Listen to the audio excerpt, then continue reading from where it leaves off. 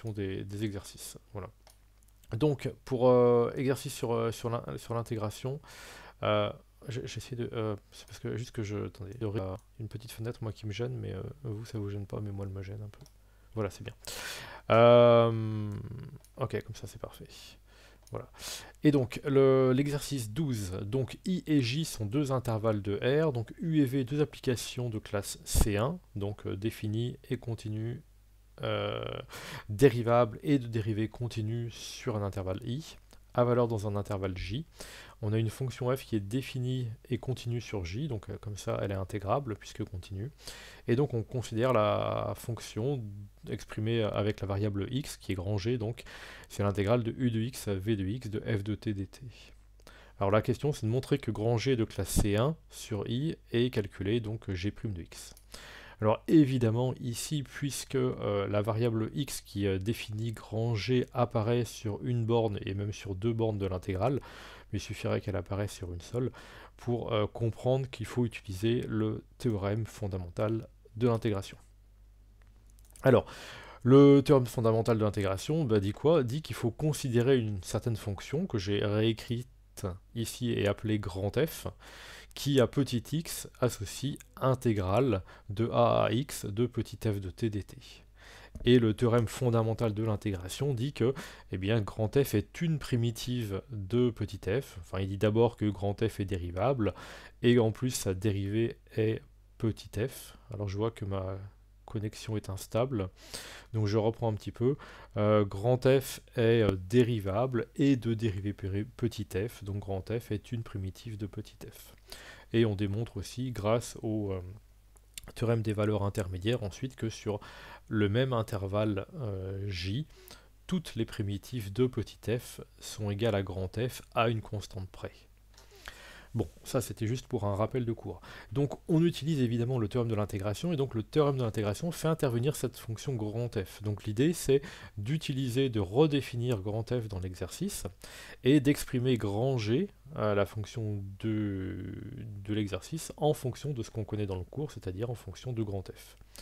Et donc grand G, comme c'est l'intégrale de u de x à v de x de petit f, je l'écris l'intégrale de petit u de x à a, voilà, de petit f, plus l'intégrale de a à v de x de petit f. Ce qui fait que on peut donc écrire grand G de x comme étant égal à moins f de x, moins f de u de x plus f de v de x. À partir de là, on a une autre expression donc de grand G par des composés, une somme de deux composés, hein, f rond v et puis moins f rond u, et par propriété oui, des fonctions de classe C1, u et grand F sont de classe C1, donc par composition. Grand F rond U est dérivable, de même pour grand F rond V, donc par opération sur les fonctions de classe C1. Grand G est dérivable, et d'ailleurs je n'ai pas écrit, mais donc elle est dérivable et de dérivée continue. Et la dérivée de grand G, donc c'est une dérivée, donc il suffit de dériver l'expression qui est ici pour avoir la dérivée de grand G, et donc c'est une dérivée de composé.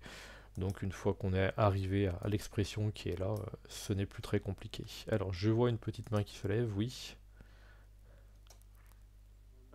Monsieur, moi en fait j'ai directement intégré entre V et U, mais du coup on peut pas faire ça, c'est ça? Ah d'accord, donc tu as dit tu prends grand F, une primitive de petit f, c'est ça? Oui. Ok, alors faut juste dire que oui voilà que l'existence, si tu veux, de la primitive est une conséquence du théorème fondamental de l'intégration. Donc Ah ok. voilà, ou en tout cas avoir ça en tête. Je sais pas si on attend à ce que tu le mettes à l'écrit, mais en tout cas à l'oral, on pourrait très bien te poser la question. Donc l'existence d'une primitive, c'est vraiment le théorème fondamental de l'intégration. Voilà, c'est lui qui nous dit il Ok. existe une primitive. Voilà, donc il existe une primitive. Donc après, oui, je comprends bien ce que tu as fait, hein. Si je me trompe pas, tu as dû donc écrire bon, on considère grand F une primitive de petit f, et donc grand G, c'est grand F de V moins grand F de U, quoi. C'est ça. Ouais, c'est Ouais, ça. voilà. Puis après, tu dérives, pareil. Ouais, tout à fait. Évidemment, oui. C'était juste pour revenir au cours et insister sur le théorème fondamental de l'intégration. Alors une fois qu'on a ceci, eh bien pour la question petit 2, en fait c'est une application du petit 1. Hein. On pose u de x égale x, v de x égale x2, et puis la fonction à intégrer, c'est la fonction qui à t associe t sur ln de t. Alors déterminer l'ensemble de définitions de h, donc très clairement il faut que le t ne soit pas égal à 1, puisque sinon le logarithme, le t soit déjà strictement positif, comme ça le logarithme est défini, mais il ne faut pas qu'il soit égal à 1 non plus, parce que sinon le dénominateur s'annulerait. Donc en fait on définit sur R plus étoile privé de 1. Pour tout le reste, il n'y a aucun souci. Donc sur R plus étoile privé de 1, on définit grand H. Et maintenant, d'après la question précédente, donc on applique la question précédente, hein, et je l'ai fait très rapidement. Donc on avait moins u' de f de u de x. Donc le u', la fonction petit u ici, je ne l'ai pas écrite, mais c'est la fonction qui a x associe x. Donc la dérivée, c'est juste 1, donc le moins vient d'au-dessus ici. Le u' c'est 1 que je n'ai pas écrit. Et le f de u de x, la fonction f, c'est la fonction intégrée, on l'applique en x, donc c'est x sur ln de x. Ensuite, la fonction v, c'est la fonction qui a x associe x au carré. Donc le v' de x correspond au 2x. Le f de v de x, c'est la fonction qui est ici, donc appliquée en x2, donc x2 sur ln de x2, ce que j'ai écrit là. Après, le ln de x2, c'est un 2 ln de x, on simplifie les deux, on factorise un petit peu, on met tout même dénominateur, et on obtient l'encadré. Oui, une petite main qui se lève aussi. Oui, pourquoi ça peut pas être égal à 0 Quoi donc? sur H? Quoi donc? Pourquoi H ne peut pas être égal à 0 parce que vous avez mis R plus étoile. Pourquoi elle n'est pas définie en 0? Parce que le logarithme n'est pas défini en 0. Mais c'est si t égale à 1 que c'est pas défini. Si t égale à 0, ça marche, non? La fonction h, sa variable, elle est définie en fonction de la variable qui est x. Et la question, Oui. quand je dis h est défini sur R plus étoile privé de 1, c'est petit x qui est dans R plus étoile privé de 1. Ah, d'accord, ok. Hein, la Merci. fonction qui définit h, c'est petit x. T ici sert uniquement à exprimer la variable, mais on pourrait remplacer t par, je sais pas moi, par y, par ce que vous voulez, sauf x évidemment, sauf x, mais la fonction qui définit h, c'est petit x. Ouais. Voilà, alors arrivé ici, bien entendu, on étudie, donc c'est une expression de x, on étudie sur R plus étoile privé de 1. Sur 0, 1, le logarithme est négatif, et le x2 moins 1 est strictement négatif. Donc h' est strictement positif, donc h est croissante strictement sur 0, 1. Et même raisonnement sur 1 plus l'infini, on regarde le signe du logarithme, donc le dénominateur est strictement positif. Le numérateur est lui aussi strictement positif, donc le quotient est strictement positif, h' est strictement positif, donc h est strictement croissante sur 1 plus l'infini. Alors là, j'ai pas regardé, mais on pourrait éventuellement, en voir si on peut pas prolonger par continuité, par exemple, la fonction h, et aller un petit peu plus loin. Ce serait typiquement ce qu'on ferait sur un devoir. Donc je l'ai pas fait, mais pour regarder si on peut prolonger grand H par continuité en 1 éventuellement. Donc le mieux, c'est de se ramener avec, de poser par exemple petit t égale x plus 1, non pardon, x moins 1, et donc quand x tend vers 1, petit t tend vers 0. Et donc d'utiliser un développement limité du logarithme au voisinage de 1 pour voir si on ne pourrait pas prolonger grand H par continuité en 1. Et puis après, une fois qu'on a prolongé, si on peut le faire, si on peut prolonger grand H par continuité en 1, eh bien la question naturelle qui se poserait, c'est est-ce que grand H est dérivable en 1? Donc là, il faut regarder le taux d'accroissement, par exemple, ou bien utiliser le théorème de prolongement de la dérivée pour voir si grand H ne serait pas à tout hasard dérivable en 1.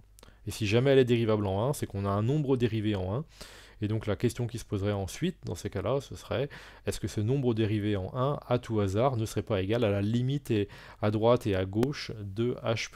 Et dans ces cas-là, si c'est vrai, h' serait continu en 1. Voilà, donc là, il y aurait 3 niveaux à étudier éventuellement. La continuité de h en 1, est-ce qu'on peut la prolonger par continuité? Si c'est vrai, on étudierait la dérivabilité.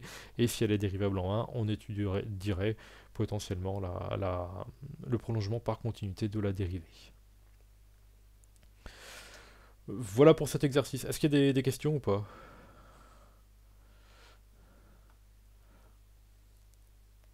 Non? Ok, on passe au 13. Alors, le 13, donc, voilà, on est typiquement sur aussi, comme je disais, un exercice d'analyse de l'intégration, des sommations, euh, des... euh, alors, donc ici, on a ce qu'on appelle une fonction, puisque c'est un dépend de x, mais un dépend de n aussi, donc c'est ce qu'on appelle une suite de fonctions. Ou bien, comme on a une somme ici, donc on parlera éventuellement aussi de série de fonctions. Alors donc on a un de x et vn de x qui sont définis pour pour x dans R. Ah oui, et x est dans 0,1, c'est vn de x, d'accord.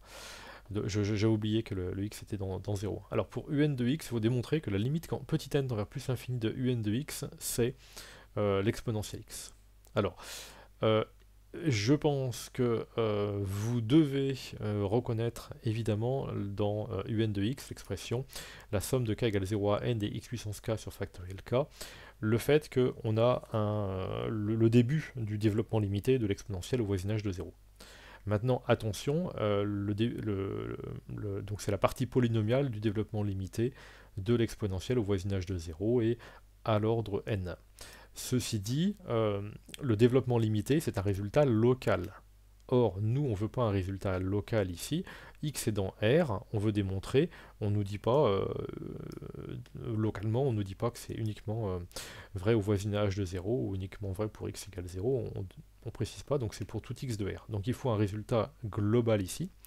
Donc, un développement limité, on les obtient via éventuellement Taylor-Young, mais Taylor-Young est un résultat local. Nous, on veut un résultat global, donc là, il faut passer par Taylor avec reste intégrale. Donc, on applique à la fonction exponentielle, qui est de classe C infini, donc il n'y a aucun problème pour appliquer la formule de Taylor avec reste intégrale. Donc, la formule de Taylor avec reste intégrale à l'ordre n ici, puisque donc on veut une somme jusqu'à n. Donc, évidemment, dans le développement limité ici, dans la partie sommation, on va trouver donc la somme des x puissance k sur factoriel k quand on écrit e de x, et puis plus donc la partie intégrale. On peut sortir la factorielle n, et donc il reste 1 sur factoriel n fois l'intégrale de 0 à x. Alors je l'écrite en 0, hein, bien sûr, puisque c'est la formule de Taylor avec reste intégrale. Donc c'est pour ça qu'on a l'intégrale de 0 à x, de x moins t puissance n, e de t dt. Donc je dis que je l'ai écrite en 0 parce que on veut des x puissance k sur factoriel k, donc ça c'est 1 fois x puissance k sur factoriel k, et donc le 1 c'est le exponentiel 0. Donc on utilise la formule de Taylor avec reste intégrale, mais exprimée en 0. Alors, on veut nous démontrer que que la somme tend vers l'exponentielle. Donc en fait, il faut démontrer, comme je l'ai dit ici, que le 1 sur n fois l'intégrale de 0 à x de x moins t puissance n e de t dt tend vers 0 quand n tend vers plus l'infini. Une fois de plus, petit n est présent à l'intérieur de l'intégrale, donc on ne peut pas affirmer que la limite de la factorielle fois l'intégrale, c'est l'intégrale de la limite, éventuellement en disant que le 1 sur factoriel n, on s'en préoccupe pas. Alors, et puis là, bon. Alors, comment fait-on ça de façon classique? Donc, comme je l'ai dit, on veut démontrer que ça tend vers 0, donc on regarde, on prend la valeur absolue de ce gros terme-là qui doit tendre vers 0. Alors, on prend la valeur absolue. Bon, j'ai retiré la valeur absolue parce qu'en regardant bien, finalement, on a des termes positifs. Bon, si jamais... alors, je me suis dit que x était positif. Attendez, si x est négatif, x moins t... Ah oui, non, j'aurais pu mettre une valeur absolue ici. Mais bon, peu importe. Le raisonnement est le même. Donc on a 1 sur factoriel n intégrale de 0 à x, donc de x moins t puissance n e de t dt. La question c'est de montrer que ceci tend vers 0 quand petit... Oui. Pourquoi la valeur absolue est inférieure à la même expression sans la valeur absolue? Parce que l'expression est positive. Pour x positive, l'expression est positive. pour x négatif, oui, alors attends, pour x négatif, je me rends compte que pourtant j'ai relu, hein, mais j'ai laissé passer ça a priori. Euh, pour x négatif, donc on va de l'intégrale de 0 à moins 3, c'est moins intégrale de 0 à 3. Ouais, pour x négatif aussi, parce que si par exemple x est négatif, on peut l'écrire sous la forme x égale moins y par exemple, et donc l'intégrale de 0 à moins y, c'est moins l'intégrale de 0 à y. Donc on a un moins qui sort, mais le x moins t, lui aussi, si n est impair, est négatif. Et donc on a deux termes négatifs. Ah oui, alors si n est pair... Ah ouais, non, si n est pair, non, non, t'as rien. Faut mettre une valeur absolue. Bon, bref. Donc faudra que je remette une valeur absolue. Donc faut mettre une valeur absolue. En plus, comme on n'a pas le signe, on est un petit peu embêté. Donc je vais faire ça proprement maintenant en direct. Ouais, bah ça m'avait échappé. Je vais mettre en rouge alors ce qu'il faut rajouter, puis je corrigerai. Donc bah, il faut mettre une valeur absolue ici, parce que de toute façon, on n'a pas le signe de... Si x est négatif, l'intégrale de 0 à x est moins l'intégrale de x à 0. Donc même si on a le signe de x moins t, on ne peut pas faire grand chose. Bon, alors, en tout cas, la majoration qui suit est correcte, puisqu'à ceci près qu'il faudra mettre une valeur absolue, voilà, ici. Donc, la factorielle, elle reste devant. L'exponentielle. Le problème, c'est que on voudrait intégrer, mais le terme à intégrer là est compliqué. Et donc, comme très souvent, il y a quelque chose qu'il faut garder, quelque chose qu'il faut faire disparaître. Ce qu'il faut garder, c'est le x moins t puissance n, puisque lui, on l'a déjà vu à plusieurs reprises, quand on intègre, on a du n au dénominateur, et c'est ça qui fait que on arrive à démontrer que, ça tend vers, que ce qu'on veut tend vers 0. Donc l'exponentielle, il faut s'en débarrasser. L'exponentielle, on est entre 0 et x.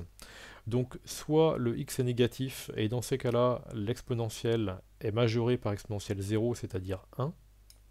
Soit le x est positif, et dans ces cas-là, eh bien le e de x est majoré, l'exponentielle est majorée, e de t est majoré par e de x.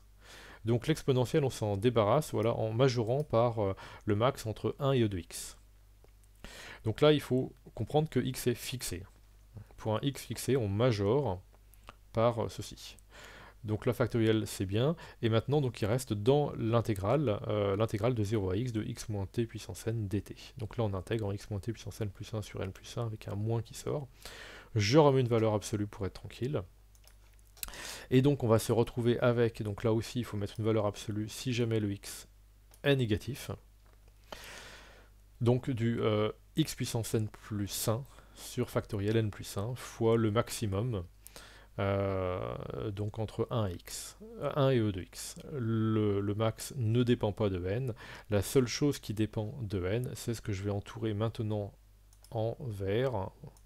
Voilà, c'est ce terme-ci. Alors, il faut démontrer que ça tend vers 0. Donc toute l'expression là, je l'ai posée alpha, j'ai appelé alpha n. Il faut démontrer que le alpha n tend vers 0. Alors, bon, on pourrait éventuellement évoquer les croissances comparées entre les factoriels et les puissances. C'est un petit peu tordu. Là, pour faire les choses proprement, le mieux c'est de faire quelque chose auquel il faut penser.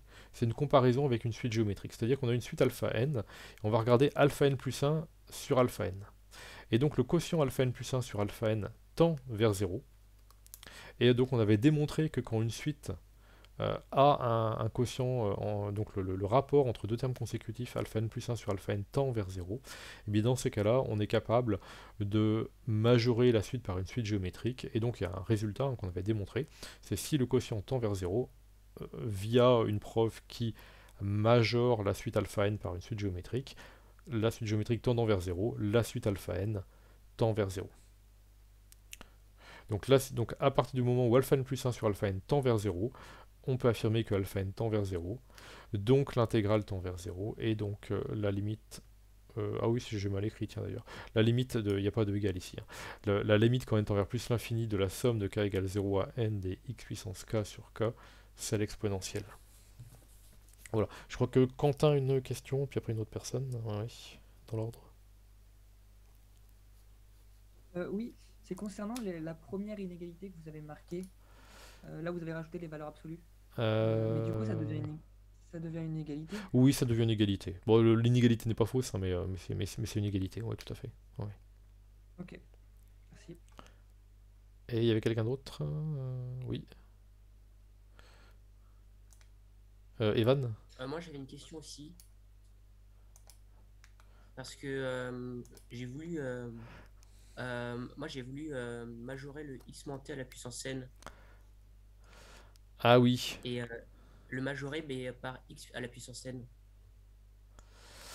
Euh, oui, oui, oui. Alors attends.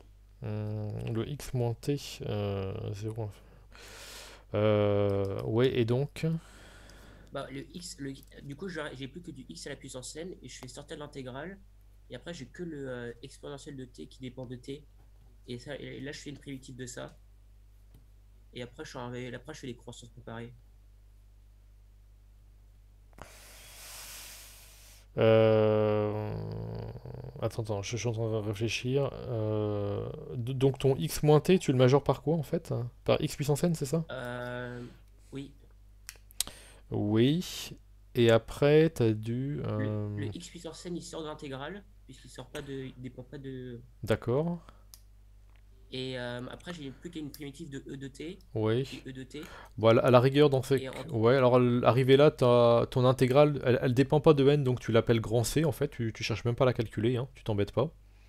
Oui. Voilà, et donc t'as du x puissance n sur factoriel n, c'est ça? Avec du e de x aussi. Oui, oui, enfin, à une constante près, quoi. Ouais, ouais. Enfin, Et là, les croissances comparées. d'accord. Ouais, ouais. Par contre, oui, tout à fait, ok. Mais oui, bien sûr, ça, c'est correct. Juste, oui, l'idée de croissance comparée, pensez à cette idée, le quotient alpha n plus 1 sur alpha n. C'est important parce que ça reviendra l'année prochaine, quoi. C'est juste pour ça. Mais ouais, ouais, très bien, pas de souci. Ilona, j'imagine, oui. Oui, en fait, est-ce que vous pouvez réexpliquer pourquoi le max de 1 EX, ça majorait bien c'est Parce qu'il y que avait un... on connaît pas le signe de x. Donc si le x est négatif, l'exponentielle est majorée par exponentielle de 0. Donc là c'est pour un x négatif, on est sur R- si tu veux. Donc sur R-, l'exponentielle est majorée par 1. Et sur R+, alors en fait sur R+, bah dans ces cas-là, si le x est positif, l'exponentielle étant croissante, e de t est majorée par e de x. D'accord, Voilà, ouais. donc on est obligé de mettre un max parce qu'on ne connaît pas le signe de x. C'est toujours pareil, c'est ça qui nous embête un petit peu. D'accord, merci beaucoup. De rien. Autre question ou pas? Oh, ah oui, avec toutes les valeurs absolues là que j'ai, qu'il faudra que je rajoute. Non, c'est bon, on passe à la suite. Alors pour l'autre, ouais, alors j'ai utilisé une première méthode, je vous la commande très rapidement, donc c'est pour la suite Vn. On a avec un moins 1 puissance k, donc en fait le signe change, donc c'est ce qu'on appelle une série alternée, on va revenir dessus. Et donc dans ces cas-là, on avait déjà étudié ce genre de choses. Donc l'idée que j'ai utilisée là, c'est de poser Wn, c'est V indice de n, et yn, c'est v indice 2n plus 1. Et de regarder donc pour la suite vn de x, donc à x fixé, les suites extraites des termes d'indices pairs et d'indices impairs. Très rapidement, je vous passe les calculs, hein. Donc la suite Wn est croissante. Pareil, on regarde Yn plus 1 ou Yn, elle est décroissante. Donc on a deux suites de monotonie différentes. La différence entre les deux tend vers 0, toujours à x fixé, attention, hein, c'est important, le x ne varie pas. Donc pour x fixé, là on a ceci qui tend vers 0. Alors ça c'est parce que x est dans 0, hein, attention, hein, c'est important. Et donc les deux suites sont adjacentes. Donc elles convergent vers la même limite, et comme c'est les suites extraites des termes d'indices pairs et impairs, la suite Vn converge. Mais le problème c'est que on n'a pas la somme exacte, on ne sait pas ce que vaut Vn. Alors pour travailler sur Vn, soit, et c'est bien, vous reconnaissez, comme dans la première question, donc ce qu'on a fait dans la première question, c'est qu'on a reconnu le début la partie polynomiale du développement limité de l'exponentielle. Soit ici, vous reconnaissez la partie polynomiale, et c'est quand même, j'aurais pu le faire comme ça, du logarithme. Et donc, utiliser la formule de Taylor avec reste intégrale pour la fonction qui à x associe ln de 1 plus x. Ou bien autrement, ce que j'ai fait, c'est que de toute façon, il faut passer par une intégrale. Et donc j'ai fait la chose suivante. Eh bien, on interprète la somme comme une somme d'intégrales. Donc, ici, par exemple, le moins 1 puissance k moins 1, x puissance k, je l'ai interprété comme la valeur de la fonction qui a t associe moins t puissance k sur k, compris entre 0 et x. La valeur en 0 est nulle, et donc pris en x, donc il va rester moins x puissance k sur k. Il n'y a pas un moins là qui va pas c'est pas faute d'avoir relu aussi. Le moins, je crois qu'il est à l'extérieur. Ah oui, non, c'est bon, oui, il est à l'extérieur puisque c'est la valeur en 0 moins la valeur en x. Donc c'est tout à fait correct. Voilà, c'est la valeur en 0 moins la valeur en x, et donc il y a bien le moins, c'est ça.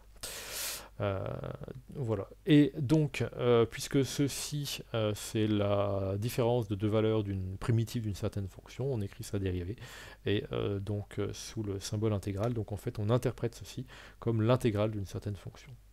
Bon, avec les mots on aurait pu faire autrement, et puis arriver directement à la ligne qui est ici, donc interpréter ceci comme l'intégrale de 0 à x de moins t puissance k moins 1 dt. En tout cas, c'est le but, c'est-à-dire interpréter les termes assommés comme les valeurs d'une certaine intégrale.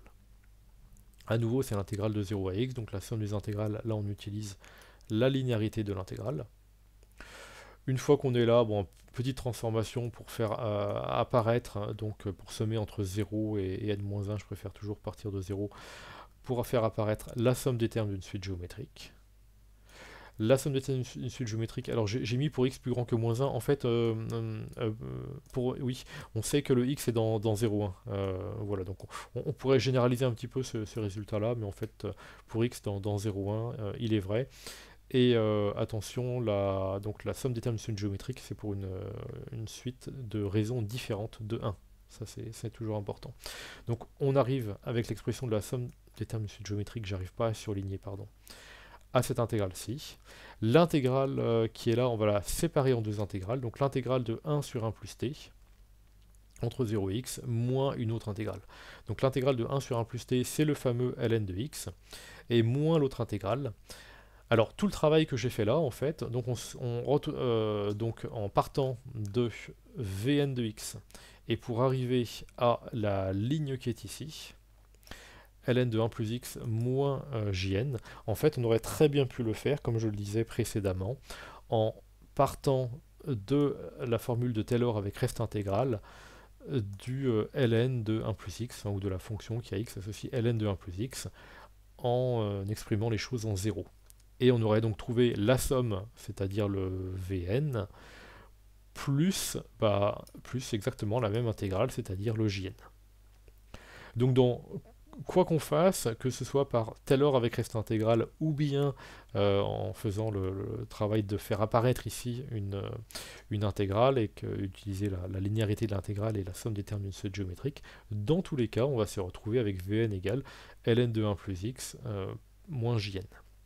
Et donc, quoi qu'on fasse, il faut démontrer que cette intégrale-là, jn, tend vers 0, quand petit n tend vers plus l'infini.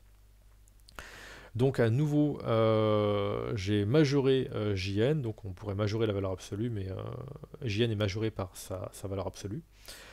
Alors là, le x est positif, donc j'ai mis pour valeur absolue de x strictement plus petit que 1, donc j'ai généralisé si vous voulez, mais comme dans l'énoncé x est compris entre 0 et 1, c'est pour ça que j'ai pas mis de valeur absolue cette fois-ci autour de l'intégrale, puisque le x est positif. Mais si x était négatif, il faudrait mettre une valeur absolue autour de l'intégrale. Bon, en tout cas, on majore l'intégrale ici. Alors comment fait-on pour majorer?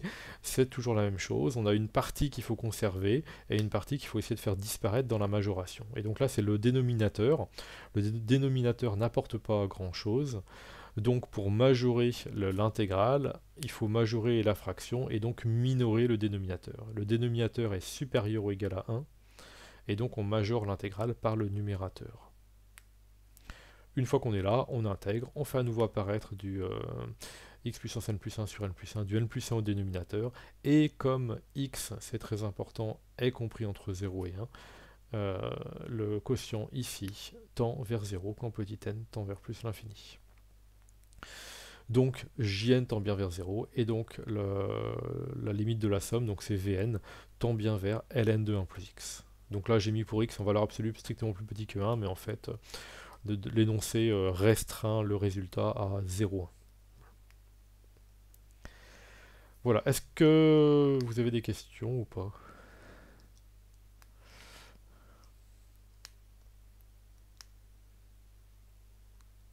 Non, soit c'est très clair, soit c'est pas clair du tout, du tout, du tout. Quand j'entends rien, en fait, je m'inquiète. Monsieur, est-ce qu'on pourrait juste reprendre les différentes techniques qu'il y a pour résoudre ça, s'il vous plaît?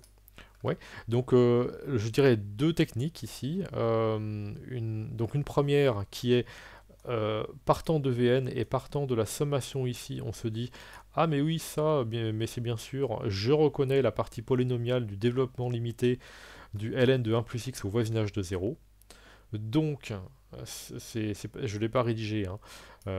Donc on dit bah, ln de 1 plus x est égal à, et on applique la formule de Taylor avec reste intégral, et en posant donc le petit a du cours. Dans le cours, j'ai mis intégral de a à x, et donc le petit a du cours, il faut le remplacer par 0. Voilà. Donc c'est la formule de Taylor avec reste intégral.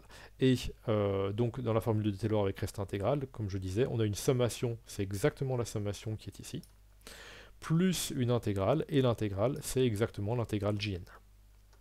Voilà pour la première méthode. Deuxième méthode, vous avez une somme à faire apparaître, à calculer, et bien cette somme, on l'interprète comme une somme d'intégrales. Donc là, le x puissance k sur k, il faut se dire que c'est une intégrale entre quoi et quoi, et bien puisqu'il y a du x dans le résultat, et il n'y a pas de différence, donc ça veut dire que il y a quelque chose, quelque chose qui dépend de x moins quelque chose qui vaut 0, d'où l'idée d'intégrer entre 0 et x à une certaine fonction, et bon, en regardant bien, c'est pas très compliqué de se dire que c'est moins t puissance k-1 qu'il faut intégrer. Donc je suis ici pour retomber sur donc la fonction qui a t associe moins t puissance k-1 pour retomber sur les termes qu'il faut sommer. Une fois qu'on a ça, techniquement, qu'est-ce qu'on fait? Là, donc c'est la somme d'intégrale, c'est l'intégrale de la somme. Il n'y a aucun problème parce que la somme est finie. Attention, pour les sommes infinies, c'est faux, hein. Mais pour une somme finie, il n'y a aucun souci. Et c'est la linéarité de l'intégrale qu'on utilise. Une fois qu'on est là, on fait apparaître donc la somme des termes d'une suite géométrique, et donc l'expression de la somme des termes d'une suite géométrique. Il reste une intégrale à calculer, et donc l'intégrale, on la sépare en deux morceaux.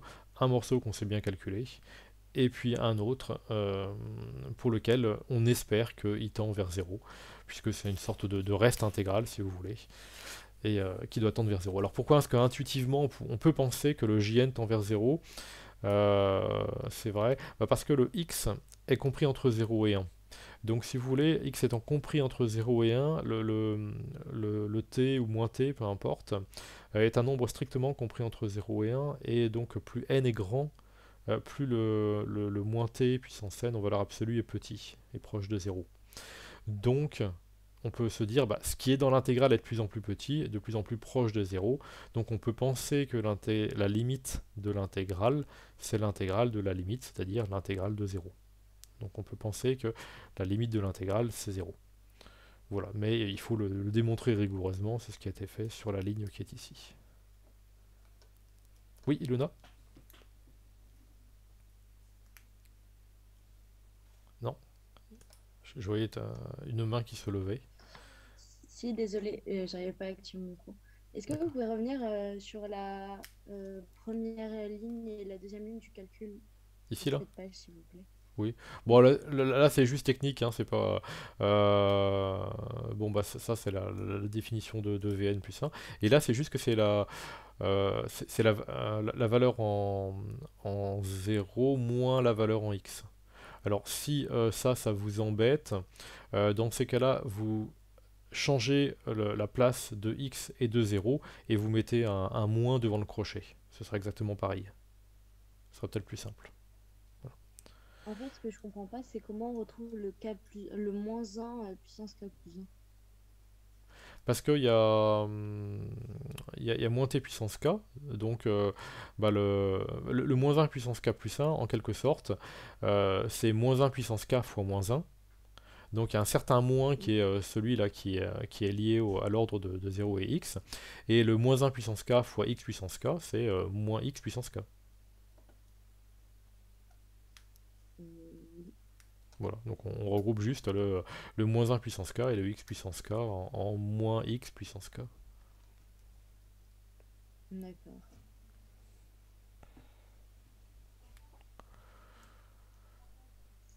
C'est ce Et qu'on... sinon, monsieur, sur la première méthode, à l'histoire de faire tendre, enfin de reconnaître le développement limité de ln au voisinage de 0, Oui, ce qui m'avait gêné aussi déjà sur l'exercice, enfin sur la première question, oui. c'est en fait Vn de x, c'est pour un x quelconque.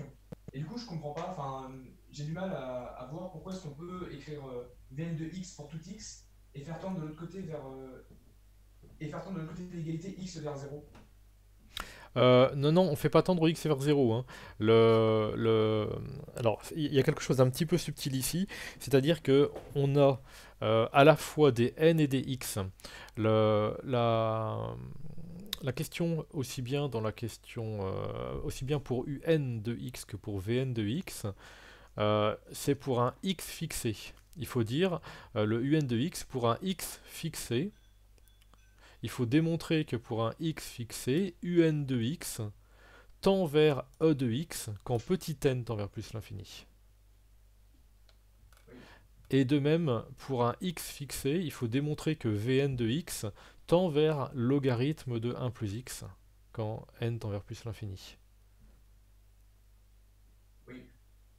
Voilà, c'est important puisque il y a énormément de, j'insiste, hein, parce qu'il y a énormément de questions de spé qui travaillent là-dessus, c'est-à-dire que, enfin voilà, de sujets qui abordés, qui relient ce genre qui font le lien entre qui donnent des propriétés, si vous voulez, sur ce genre de choses en spé, sur le fait que à la fois vous avez une variable réelle x et à la fois une suite qui dépend de petit n. Et comme je l'ai déjà dit, on ne peut pas faire varier les uns les autres n'importe comment, dans n'importe quel ordre.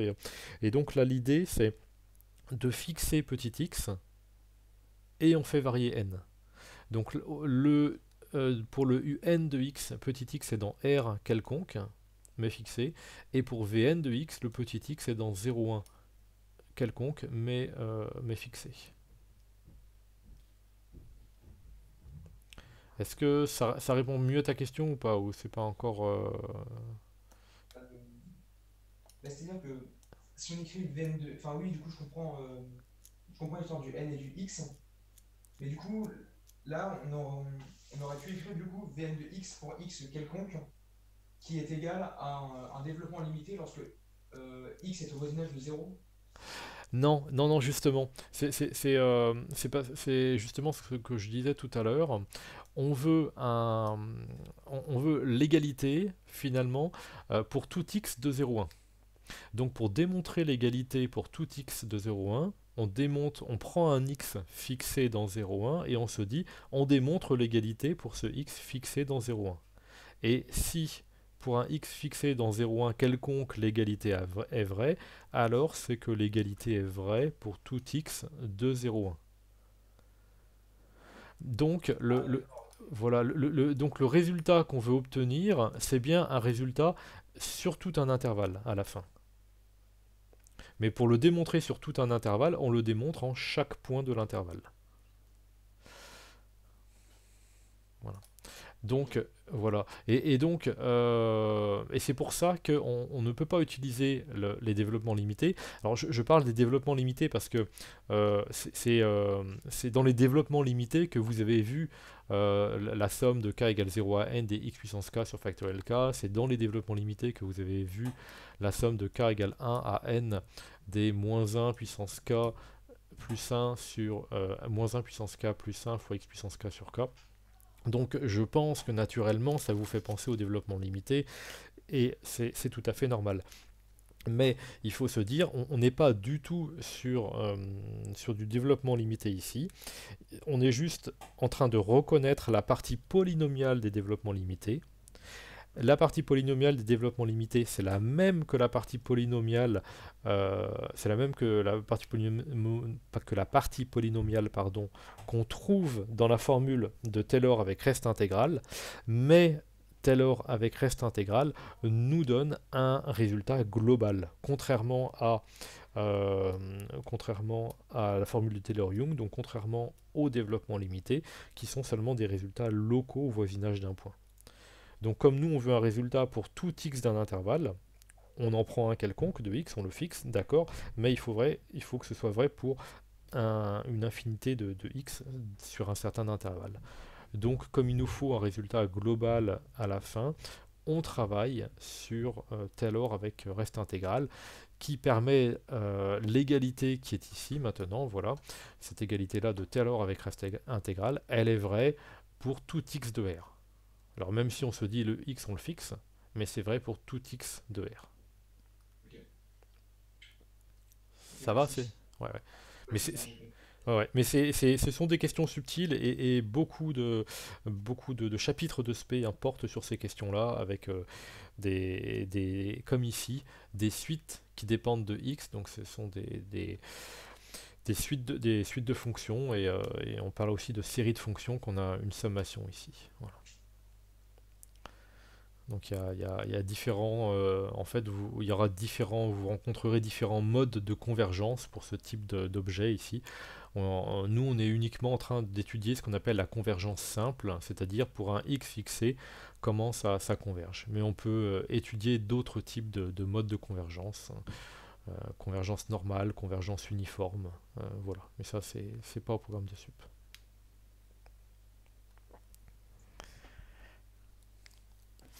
Est-ce que vous avez... Monsieur, Oui, là, on avait une intuition avec les développements limités. oui. Est-ce que ça marche tout le temps? Et est-ce que dans ce cas-là, on peut faire comme on a fait avec le E de x? On fait Taylor avec reste intégrale. Ouais. Alors, en fait, on avait démontré dans les développements limités l'unicité du développement limité.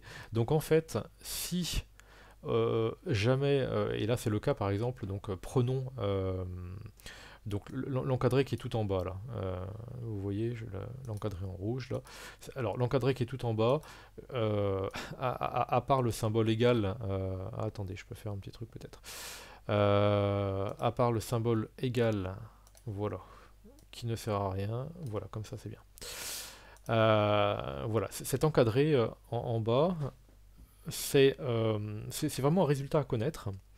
Donc la somme, en fait, la limite de la somme, on peut l'écrire somme de k égale 0 à plus l'infini. Alors on peut l'écrire somme de k égale 0 à plus l'infini parce que justement la limite existe. Donc puisque la limite existe, on pourrait écrire somme de k égale 0 à plus l'infini dx puissance k sur factoriel k. Donc, et donc ça, c'est ce qu'on appelle le développement en série de la fonction exponentielle.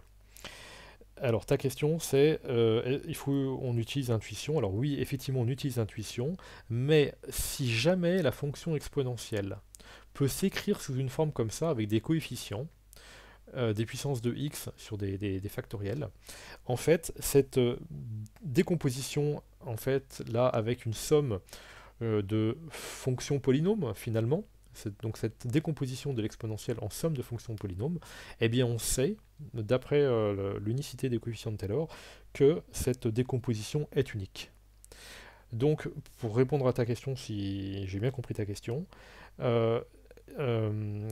on n'a pas le choix. C'est-à-dire que la décomposition sous forme d'une somme de fonctions polynômes ne peut venir que de la décomposition obtenue avec Taylor avec reste intégrale.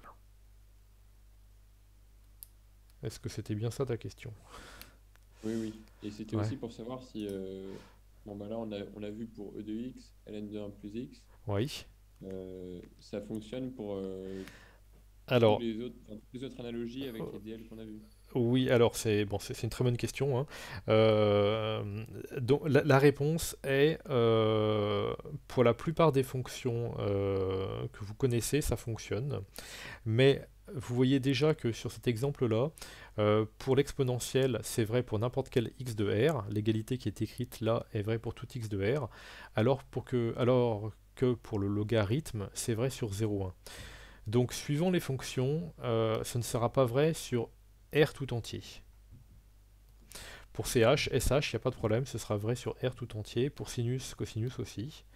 L'arctangente aussi, mais par exemple le logarithme, il y a d'autres fonctions pour lesquelles c'est pas vrai sur R.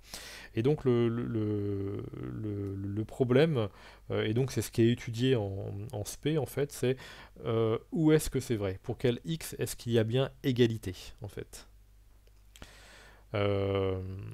Et donc, bon, bah ça, c'est. Alors, on fait intervenir quelque chose que j'avais déjà évoqué une fois, ce qu'on appelle les rayons de convergence. Et donc, on fait apparaître des rayons de convergence.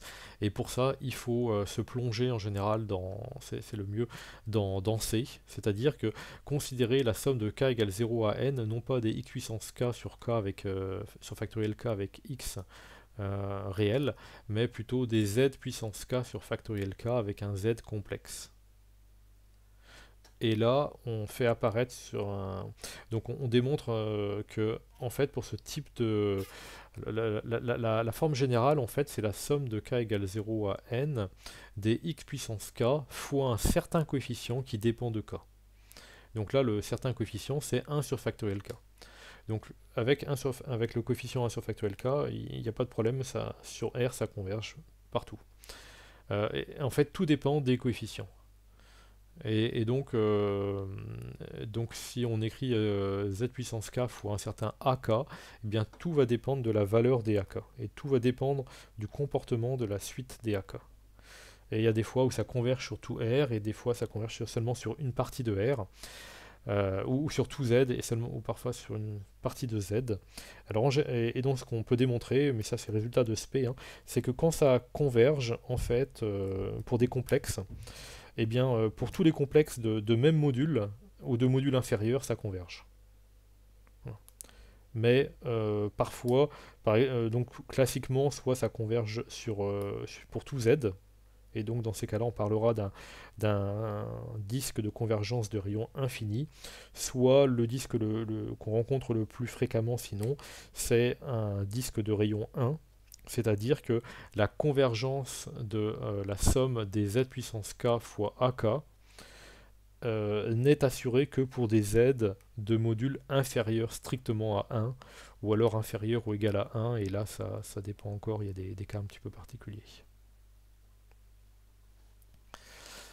Voilà, ça nous a emmené plus loin, ta question là, mais donc la réponse est, on a observé un phénomène,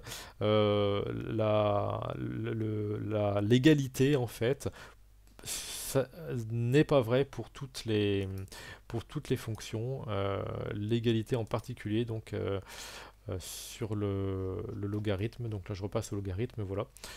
Pour le logarithme, n'est pas vrai pour n'importe quel x, il faut se restreindre. Voilà. D'accord, merci. On prie. D'autres questions ou pas? Monsieur? Oui. Pour l'exercice 13, comment on sait qu'il faut mettre a égale à 0? Parce que avec reste intégrale, c'est pour tout a fixé. Et comment on peut savoir que. Oui, alors déjà je dirais il n'y a pas de a dans le résultat, ou pas de. Il y a déjà la formule avec reste intégrale, c'est l'intégrale de ax, donc ça dépend à la fois de a et de x. Alors là, on a, je dirais, un x, on peut se dire, bah oui, c'est le même x que celui du cours, donc bon, bah c'est bien. On espère que c'est la même chose. Et puis, comme il n'y a pas de petit a, c'est ce que j'ai dit tout à l'heure, mais peut-être que je l'ai dit un petit peu rapidement. Donc si on regarde, je vais encadrer les choses, je suis en blanc, vous ne verrez pas. Si on regarde à la fois, voilà, à la fois ceci et ceci. Donc le deuxième encadré, c'est ce qu'on veut obtenir. Et donc là, en fait, on n'a pas de, comme je disais, on n'a pas de... Dans Taylor, hein, c'est du x moins a puissance quelque chose. Or là, c'est uniquement du x puissance quelque chose. Donc c'est x moins 0. Alors après, je vais te donner une autre réponse qui va un peu moins te plaire, mais l'autre réponse, c'est que bah, par habitude, en général, on fait ça quasiment tout le temps en 0. Mais évidemment, l'habitude, vous l'avez pas encore. Donc, voilà. Mais c'est vrai que la plupart du temps, on travaille en 0. Voilà. Ok, très bien. Merci. Alors, ceci dit, autre réponse encore hein, que je peux te donner, c'est bah, la partie polynomiale que vous étiez censé reconnaître, donc la partie polynomiale du développement limité de l'exponentielle que vous étiez censé reconnaître, c'était bien la partie polynomiale du développement limité de l'exponentielle en 0. C'était pas le DL de l'exponentielle ailleurs qu'en 0. Quoi. Voilà. En fait, si tu as des puissances de x, de toute façon, c'est que tu travailles en 0. Si tu as des puissances de x moins 1, c'est que tu vas travailler au voisinage de 1. Ou alors sur tout un intervalle qui contient 1, quoi, qui est centré en 1. Ok, merci beaucoup.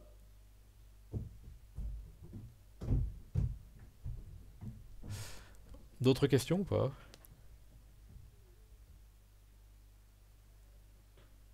Non? Monsieur, Oui? est-ce que vous pourriez juste revenir sur la généralité sur le TD, les exercices qui sont importants en plus? Non, enfin, ouais, non. Désolé. Non, tout est important.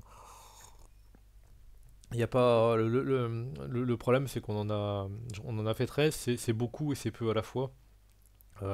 L'idéal, ce serait d'avoir bah, des semaines de 10 ou 12 jours et puis de pouvoir en faire une dizaine de plus, quoi. Mais non, tout ce qui est là, vous allez le retrouver, le reconnaître et